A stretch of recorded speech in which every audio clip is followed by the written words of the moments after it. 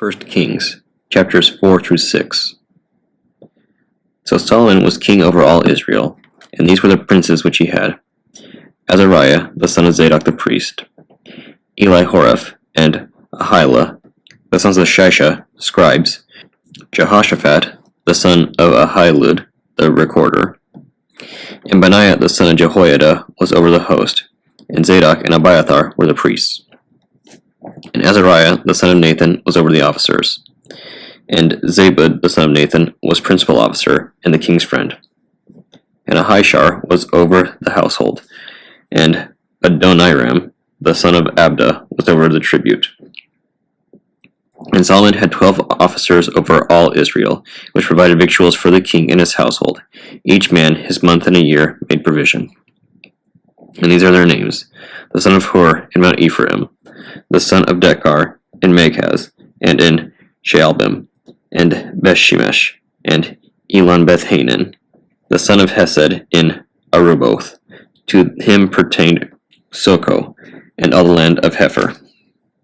The son of Abinadab in all the region of Dor, which had Tapheth, daughter of Solomon, to wife. Baana, the son of Ahilud, to him pertained Taanach and Megiddo, and all Bethshean, which is by Zartana, beneath Jezreel, from Bethshean to Abel-Meholah, even unto the place that is beyond Jokneam. The son of Geber in Ramoth-Gilead, to him pertained the towns of Jair, the son of Manasseh, which are in Gilead. To him also pertained the region of Argob, which is in Bashan, 80 great cities with walls and brazen bars. Ahinadab, the son of Iddo, had Mahanaim. Ahimaaz was in Naphtali. He also took Basmath, the daughter of Solomon, to wife. Baana, the son of Hushai, was in Asher, and in Aloth. Jehoshaphat, the son of Paruah, in Issachar. Shimei, the son of Elah, in Benjamin. Geber, the son of Uri, was in the country of Gilead, in the country of Sihon king of the Amorites, and of Og the king of Bashan, and he was the only officer which was in the land. Judah and Israel were many, as the sand which is by the sea in multitude, eating and drinking and making merry. And Solomon reigned over all kingdoms, from the river unto the land of the Philistines, unto the border of Egypt, and they brought presents, and served Solomon all the days of his life. And Solomon's provision for one day was 30 measures of fine flour, and 80 measures of meal, 10 fat oxen, and 20 oxen out of the pastures, and 100 sheep, besides harts and roebucks and fallow deer and fatted fowl. For he had dominion over all the region on this side of the river, from Tiphsah even to Azza, over all the kings on this side of the river, and he had peace on all sides round about him. And Judah and Israel dwelt safely, every man under his vine and under his fig tree, from Dan even to Beersheba, all the days of Solomon. And Solomon had 40,000 stalls of horses for his chariots, and 12,000 horsemen. And those officers provided victual for King Solomon, and for all that came unto King Solomon's table, every man in his month. They lacked nothing. Barley also and straw for the horses, and dromedaries brought they unto the place where the officers were, every man according to his charge. And God gave Solomon wisdom, and understanding exceeding much, and largeness of heart, even as the sand that is on the seashore. And Solomon's wisdom excelled the wisdom of all the children of the east country, and all the wisdom of Egypt. For he was wiser than all men, than Ethan the Ezrahite, and Heman, and Calcol, and Darda, the sons of Mahol. And his fame was in all nations round about. And he spake 3,000 proverbs, and his songs were 1,005. And he spake of trees, from the cedar tree that is in Lebanon, even unto the hyssop that springeth out of the wall. He spake also of beasts, and of fowl, and of creeping things, and of fishes. And there came of all people to hear the wisdom of Solomon, from all the kings of the earth, which had heard of his wisdom. And Hiram king of Tyre sent his servants unto Solomon, for he had heard that they had anointed him king in the room of his father, for Hiram was ever a lover of David. And Solomon sent to Hiram, saying, Thou knowest how that David my father could not build a house unto the name of the Lord his God, for the wars which were about him on every side, until the Lord put them under the soles of his feet. But now the Lord my God hath given me rest on every side, so there is neither adversary nor evil occurrent. And behold, I purpose to build a house unto the name of the Lord my God, as the Lord spake unto David my father, saying, Thy son, whom I will set upon thy throne in thy room, he shall build a house unto my name. Now therefore command thou that they hew me cedar trees out of Lebanon, and my servants shall be with thy servants. And unto thee will I give hire for thy servants, according to all that thou shalt appoint. For thou knowest there is not among us any that can skill to hew timber like unto the Zidonians. And it came to pass, when Hiram heard the words of Solomon, that he rejoiced greatly, and said, Blessed be the Lord this day, which hath given unto David a wise son over this great people. And Hiram sent to Solomon, saying, I have considered the things which thou sentest to me for, and I will do all I desire concerning the timber of cedar, and concerning the timber of fir. My servant shall bring them down from Lebanon unto the sea, and I will convey them by sea in floats unto the place that thou shalt appoint me, and will cause them to be discharged there, and thou shalt receive them, and thou shalt accomplish my desire in giving food for my household. So Hiram gave Solomon cedar trees and fir trees according to all his desire. And Solomon gave Hiram 20,000 measures of wheat for food to his household, and 20 measures of pure oil. Thus gave Solomon to Hiram year by year. And the Lord gave Solomon wisdom, and he promised him, and there was peace between Hiram and Solomon, and they two made a league together. And King Solomon raised a levy out of all Israel, and the levy was 30,000 men. And he sent them to Lebanon, 10,000 a month by courses. A month they were in Lebanon, and 2 months at home. And Adoniram was over the levy. And Solomon had 70,000 that bare burdens, and 80,000 hewers in the mountains. Beside the chief of Solomon's officers, which were over the work, 3,300, which ruled over the people that wrought in the work. And the king commanded, and they brought great stones, costly stones, and hewed stones, to lay the foundation of the house.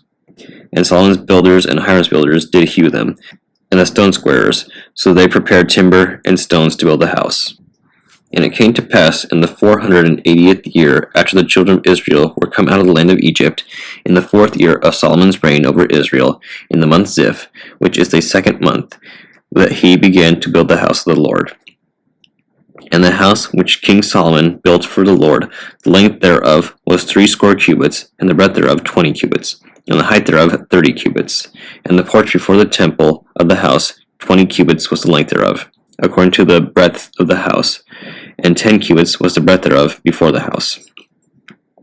And for the house he made windows of narrow lights. And against the wall of the house he built chambers round about, against the walls of the house round about, both of the temple and of the oracle. He made chambers round about. The nethermost chamber was 5 cubits broad, and the middle was 6 cubits broad, and the third was 7 cubits broad. For without in the wall of the house he made narrow rests round about, that the beams should not be fastened in the walls of the house. And the house, when it was in building, was built of stone, made ready before it was brought thither, so that there was neither hammer nor axe nor any tool of iron heard in the house, while it was in building. The door for the middle chamber was in the right side of the house, and they went up with winding stairs into the middle chamber, and of the middle into the third. So he built the house and finished it, and covered the house with beams and boards of cedar. And then he built the chambers against all the house, 5 cubits high, and they rested on the house with timber of cedar. And the word of the Lord came to Solomon, saying, Concerning this house which thou art in building, if thou wilt walk in my statutes, and execute my judgments, and keep all my commandments, to walk in them, then will I perform my word with thee, which I spake unto David thy father. And I will dwell among the children of Israel, and will not forsake my people Israel. So Solomon built the house and finished it. And he built the walls of the house within with boards of cedar, both the floor of the house and the walls of the ceiling. And he covered them on the inside with wood, and covered the floor of the house with planks of fir. And he built 20 cubits on the sides of the house, both the floor and the walls with boards of cedar. He even built them for it within, even for the oracle, even for the most holy place. And the house, that is the temple before it, was 40 cubits long. And the cedar of the house within was carved with knops and open flowers, all with cedar. There was no stone seen. And the oracle he prepared in the house within, to set there the ark of the covenant of the Lord. And the oracle in the forepart was 20 cubits in length, and 20 cubits in breadth, and 20 cubits in height thereof. And he overlaid it with pure gold, and so covered the altar, which was of cedar. So Solomon overlaid the house within with pure gold, and he made a partition by the chains of gold before the oracle, and he overlaid with gold. And the whole house he overlaid with gold, until he had finished all the house. Also the whole altar that was by the oracle he overlaid with gold. And within the oracle he made 2 cherubims of olive tree, each 10 cubits high. And 5 cubits was the one wing of the cherub, and 5 cubits the other wing of the cherub. From the uttermost part of the one wing unto the uttermost part of the other were 10 cubits. And the other cherub was 10 cubits. Both the cherubims were of one measure and one size. The height of the one cherub was 10 cubits, and so was it of the other cherub. And he set the cherubims within the inner house, and they stretched forth the wings of the cherubims, so that the wing of the one touched the one wall, and the wing of the other cherub touched the other wall, and their wings touched one another in the midst of the house. And he overlaid the cherubims with gold. And he carved all the walls of the house round about with carved figures of cherubims, and palm trees, and open flowers, within and without. And the floor of the house he overlaid with gold, within and without. And for the entering of the oracle he made doors of olive tree. The lintel and side posts were a 5th part of the wall. The 2 doors also were of olive tree, and he carved upon them carvings of cherubims, and palm trees and open flowers, and overlaid them with gold, and spread gold upon the cherubims, and upon the palm trees. So also made he for the door of the temple posts of olive tree, a 4th part of the wall. And the 2 doors were of fir tree. The 2 leaves of the one door were folding, and the 2 leaves of the other door were folding. And he carved thereon cherubims and palm trees, and open flowers, and covered them with gold fitted upon the carved work. And he built the inner court with 3 rows of hewed stone, and a row of cedar beams. In the 4th year was the foundation of the house of the Lord laid in the month Ziph. But in the 11th year, in the month Bul, which is the 8th month, was the house finished throughout all the parts thereof, and according to all the fashion of it. So it was 7 years in building it. Psalm 119, verses 97 through 112. Mem. O how love I thy law, it is my meditation all the day. Thou, through thy commandments, hast made me wiser than mine enemies, for they are ever with me. I have more understanding than all my teachers, for thy testimonies are my meditation. I understand more than the ancients, because I keep thy precepts. I refrained my feet from every evil way, that I might keep thy word. I have not departed from thy judgments, for thou hast taught me. How sweet are thy words unto my taste, yea, sweeter than honey to my mouth. Through thy precepts I get understanding, therefore I hate every false way. Noon. Thy word is a lamp unto my feet, and a light unto my path. I have sworn, and I will perform it, that I will keep thy righteous judgments. I am afflicted very much. Quicken me, O Lord, according to thy word. Accept, I beseech thee, the freewill offerings of my mouth, O Lord, and teach me thy judgments. My soul is continually in my hand, yet I do not forget thy law. The wicked have laid a snare for me, yet I err not from thy precepts. Thy testimonies have I taken as a heritage forever, for they are the rejoicing of my heart. I have inclined mine heart to perform thy statutes always, even unto the end. Proverbs chapter 22, verses 6 through 10. Train up a child in the way he should go, and when he is old, he will not depart from it. The rich ruleth over the poor, and the borrower is servant to the lender. He that soweth iniquity shall reap vanity, and the rod of his anger shall fail. He that hath a bountiful eye shall be blessed, for he giveth of his bread to the poor. Cast out the scorner, and contention shall go out. Yea, strife and reproach shall cease. Baruch chapter 3. O Lord Almighty, God of Israel, the soul in anguish, the troubled spirit, crieth unto thee. Hear, O Lord, and have mercy, for thou art merciful, and have pity upon us, because we have sinned before thee. For thou endurest forever, and we perish utterly.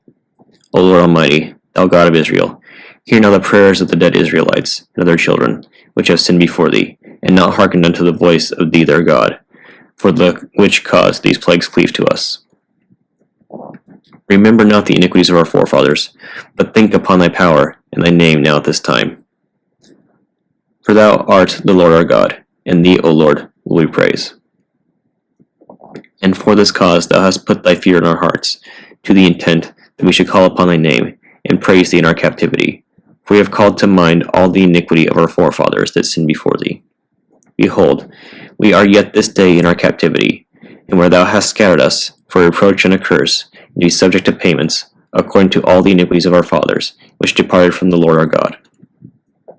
Hear, Israel, the commandments of life. Give ear to understand wisdom. How happeneth it, Israel, that thou art in thine enemies' land, that thou art waxen old in a strange country, that thou art defiled with the dead, that thou art counted with them that go down into the grave? Thou hast forsaken the fountain of wisdom. For if thou hadst walked in the way of God, thou shouldst have dwelled in peace forever. Learn where is wisdom, where is strength, where is understanding, that thou mayest know also where is length of days, and life, where is the light of the eyes, and peace. Who hath found out her place, or who hath come unto her treasures? Where are the princes of the heathen become, and such as ruled the beasts upon the earth? They that have had their pastime with the fowls of the air, and they that hoarded up gold and silver, wherein men trust, and made no end of their getting. For they that wrought in silver, and were so careful, and whose works are unsearchable, they are vanished and gone down to the grave, and others are come up in their steads. Young men have seen light, and dwelt upon the earth, but the way of knowledge have they not known, nor understood the path thereof, nor laid hold of it. Their children were far off from that way. It hath not been heard of in Canaan, neither hath it been seen in Theman. The Agarenes that seek wisdom upon the earth, the merchants of Meron and of Theman, the authors of fables, and searchers out of understanding, none of these have known the way of wisdom, or remember her paths. O Israel, how great is the house of God, and how large is the place of his possession! Great, and hath none end, high, and unmeasurable. There were the giants famous from the beginning, that were of so great stature, and so expert in war. Those did not the Lord choose, neither gave he the way of knowledge unto them. But they were destroyed, because they had no wisdom, and perished through their own foolishness. Who hath gone up into heaven, and taken her, and brought her down from the clouds? Who hath gone over the sea, and found her, and will bring her for pure gold? No man knoweth her way, nor thinketh of her path. But he that knoweth all things knoweth her, and hath found her out with his understanding. He that prepared the earth for evermore hath filled it with four-footed beasts.